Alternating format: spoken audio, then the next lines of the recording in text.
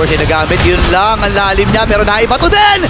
Yung rightest target, walang iba kundi si Kikong. Mamamatay din si Bruce ngayon. Takbuhan muna ang Onyx Philippines. Nagtatry si Super Praise sa kapatid. Wow! Flicker din ay nagamit Medyo niya. matagal ko na. Actually, hindi ko with pa the ata double. nakikita si Brusco na magsili na Rome. Pero who knows? Baka naman napanood niya si Yawi at sabi niya sa sarili niya, ako din. Parang kaya ko naman. Nakakapindot pa naman ako.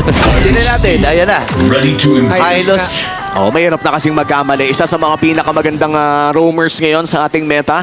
Kitang-kita din naman kung paano nga ba ito ginamit ni Rene J sa ating game number 3 of our last series kung saan undefeated pa rin itong Oyabak ni Rene J. From game 3 na yun, 4-0 sa ating liga. And this time around, si Brusco naman ang hawak ng kabayo na ito as they enter the match against TLPH. Medyo mainit ang naging draft natin. Granger sa kaway ni Kelra at kay Oeb naman, Bruno. Bola o bala, ano ang nauna? Grabe naman yun. Grabe yung mga rhyming mo. Ito bola. ng manok. Bola muna bago bala. Ayan, tignan na natin kung ano nga ba ang pwedeng ma-expect. Nailatag na ang draft, nailatag na ang mga pwede nating makita. Early game. Sino ba dapat nakakalumang doon? I think merong early game aggression na kayang gawin ng TLPH only because of the fact na parang in terms of poke damage and wave clear, mas mauna sila. Again, Turtle niluluto na ng TLPH pero si Brusco ngayon ay nasa mukha na ni Card. Ganda ng baba dito. Nagamit din kagad ng Revitalize. Sa kabang si Carlito the Great pa rin. Makakuha ng pagong.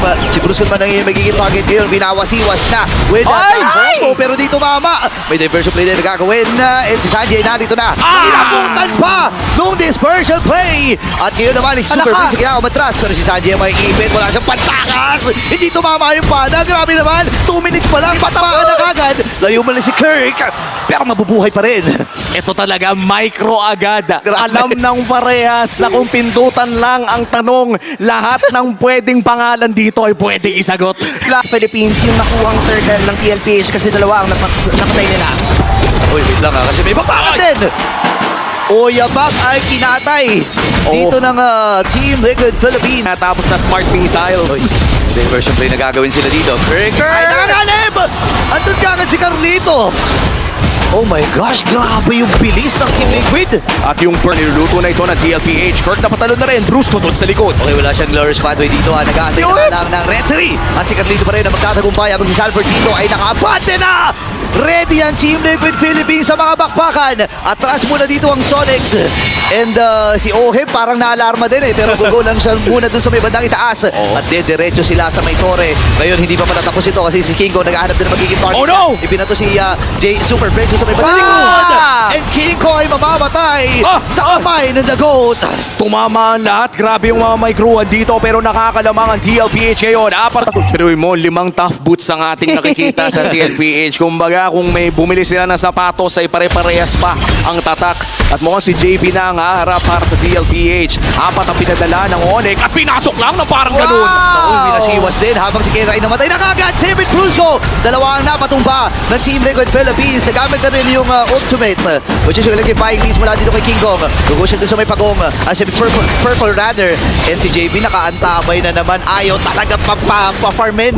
Ito si King Kong. Grabe. Mukhang ang pera ay napunta sa pocket ni Carl Tusok. 3-0-3 already in this game. 90% ng kills Ayan na kasama si siya. JP. Okay, Sabo Force ay nagamit. Yun lang, ang lalim niya. Pero naibato din! Yung rightest target, walang iba kundi si Kikong. Mamamatay din si Bruce ngayon. Takbuhan muna ang Onyx Philippines. Nagtatry si Super Praise sa kapatid. Wow! Flicker din ay nagamit niya. Carlito with a double. And double Pwede ata nilang tapusin to 20 segundos para dito kay King Kong, 15 para kay Brusco. Nirarush na nila ang Torre. It's a 4v2 scenario. Okay, ngayon nagugulan dito ang Team Liquid Philippines. Ang sakit na lang mga bombs mula sa Team Liquid Philippines. At ready na ang tapusin ng Cavalry ang game number 1. Hindi na pinaabot ng 12 minuto, 11 minutes in. Tinapos ng TLPH ang Game 1. In what an opener up against the world champions. Oh my gosh, I can't believe my eyes.